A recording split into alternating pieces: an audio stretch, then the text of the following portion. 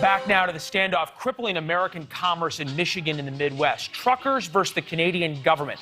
Live pictures now of Windsor, Ontario. This is the road to the bridge to America over which about $400 million worth of commerce passes each day. It's been shut down in the past 72 hours. Blockades by the Freedom Convoy protesting vaccine mandates took a new turn. They shut down the Ambassador Bridge between the United States and Canada. That's disrupting manufacturing across the Midwest. At least 2 car plants have shut down for lack of parts from Canadian suppliers. Others are cutting shifts. The bridge is responsible for $500 million worth of commerce every day. So clearly the truckers have everyone's attention. Windsor's the latest stop by the Freedom Convoy. They blocked streets in Canada's capital, a border crossing in Montana, a highway near Ontario, and now the bridge connecting Windsor to Detroit. Windsor's mayor says he has had enough and is taking the truckers to court. Mayor Drew Dilkens joins us now. All right, Mayor, where do we stand? Well, listen, the blockade is still in place. It's illegal. We're going to court tomorrow at noon to seek an injunction. And following that exercise, if we're successful, police will have all the authority they need and more to be able to move in if they can't gain voluntary compliance. How do you justify getting an injunction against what is, at least by the video that we have, a peaceful protest? Yeah, listen, there is no doubt the hallmark of our joint democracies is the ability to express yourself, the ability to demonstrate and protest. That is okay. What is not okay is choking off the busiest border crossing between our two nations, the lifeline for an essential part of our economies here. And as you said, $400 million a day crosses at that particular bridge crossing alone. Yeah, the flip side, though, and you don't mean to tell you this, the flip side is that if they were shutting down a side street there in Windsor, where some of the after-hours bars were, nobody'd care. The media wouldn't be covering it. We wouldn't be having the discussion about their grievances. How can you ask them to give up the only power they have?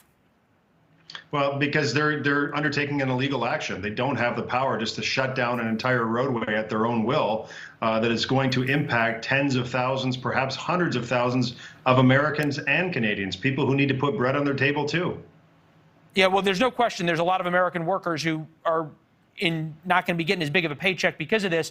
Here's one of the protesters talking about what might happen if you get that injunction. Take a listen. You can bring out the riot police like they said they would, and it would turn out very ugly. We have to be ready for violence. Listen, the last thing I want to see is anyone get hurt.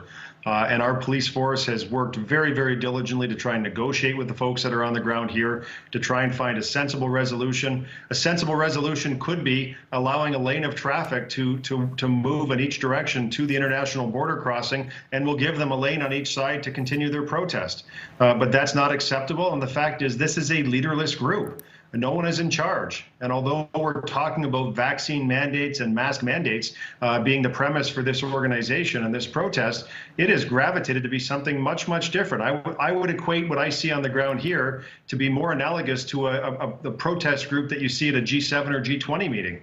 There are lots of different interests here, and it's not just related to COVID restrictions or protocols. I understand that, and I keep hearing now, it's been infiltrated by right-wing groups and right-wing extremist groups. But forgive me, but it feels pretty disingenuous, especially when you have Prime Minister Trudeau sitting there saying, oh, these are a bunch of Nazi racists, and then our reporters on the ground can't find any evidence of that. Yeah, well, listen, they did experience that. There's lots of video and evidence what happened in Ottawa. So we haven't seen that type of racism or hate down here on the streets in Windsor, which I'm happy that didn't happen down here. But at the end of the day, we still have a municipal roadway that is completely blocked. Do you have any sympathy? So many of the guys that we talk to in this convoy say, I'm vaccinated. I just don't want to be told. I just don't like being told what to do. Do you have any sympathy for these folks? If you're, this is a liberal government. If you can't listen to the grievances of workers, who do you listen to? God, of course I have sympathy. Like, we've all gone through this pandemic. None of us have ever lived through a pandemic, and we've all gone through this rather horrible experience for the last 2 years. And there are things that we've had to compromise on, things we've been asked to do, sacrifices that every single person, every family has had to make. And it's been tough. It's been tough on a lot of people. And I would submit that the folks that are out here now, it's probably been the most tough on.